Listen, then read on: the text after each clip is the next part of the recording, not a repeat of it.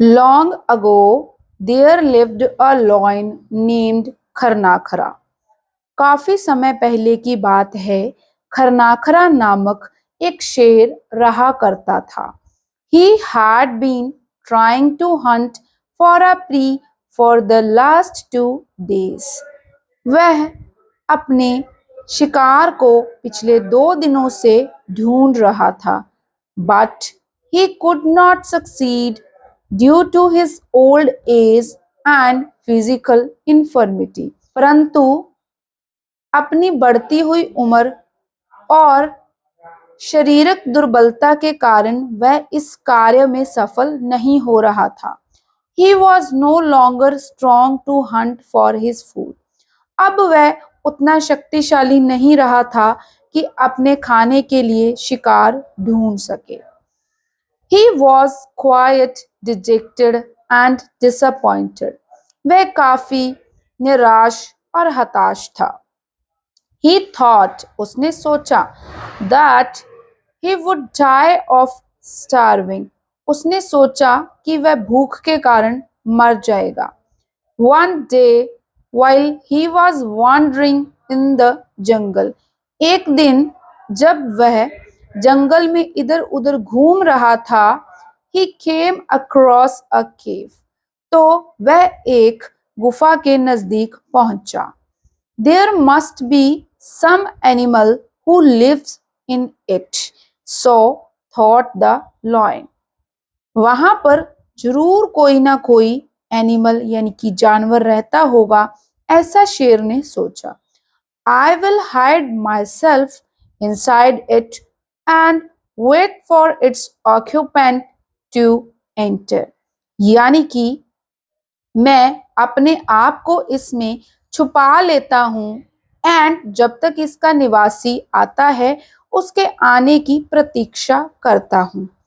And as soon as the occupant enters, जैसे ही निवासी आएगा, I shall kill him and eat his flesh. मैं उसे मार दूंगा और उसका मांस खा जाऊंगा। Thinking thus, ऐसा सोचते सोचते the lion entered the cave. जो शेर था वह केव यानी कि गुफा में एंटर कर गया।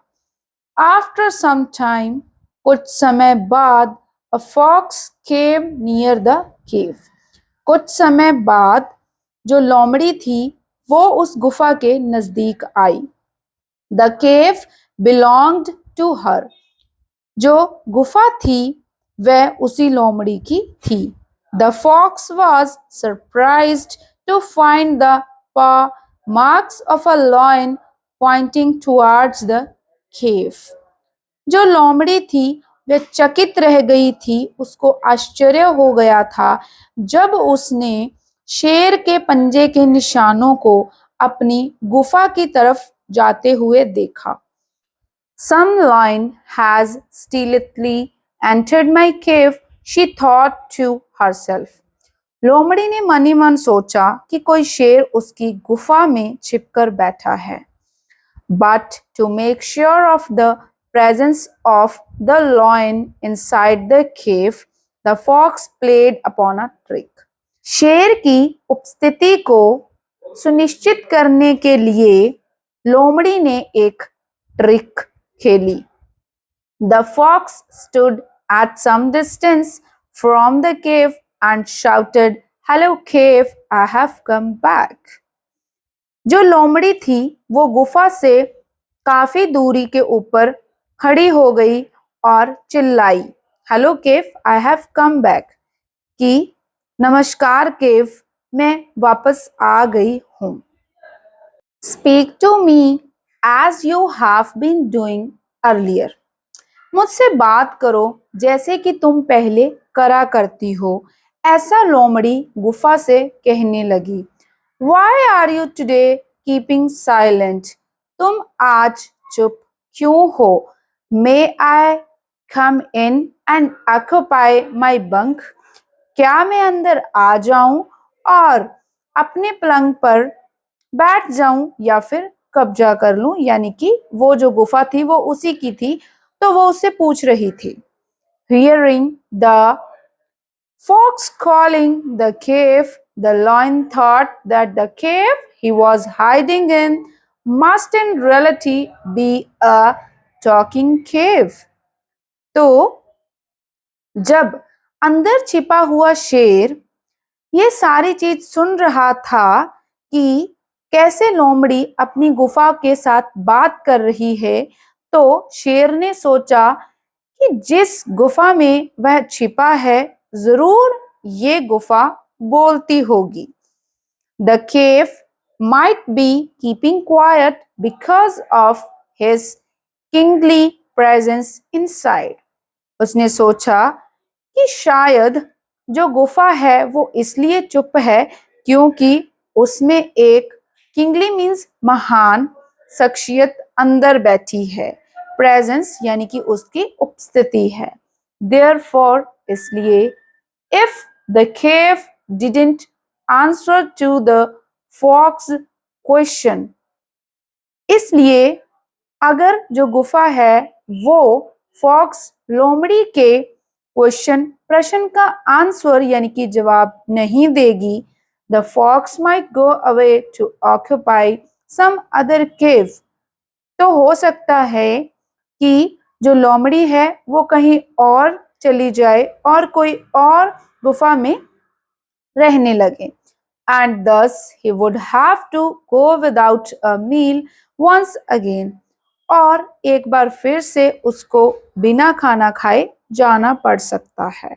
Trying to be wise, the lion answered in a roaring voice behalf of the cave, I have not forgotten my custom of speaking to you when you come, my dear fox. तो शेर अपनी बुद्धिमानी दिखाते हुए बोला बहुत ही गरजती हुई आवाज में, केव बनकर बात करते हुए बोला, I have not forgotten my custom of speaking to you. यानी कि मैं तुमसे बात करने का जो रिवाज है वो भूला नहीं हूं. When you come my dear fox, जब भी तुम आओगी मेरी प्यारी लोमड़ी. कम इन, अंदर आ जाओ. एंड बी एट होम, और अपने घर पे आ जाओ.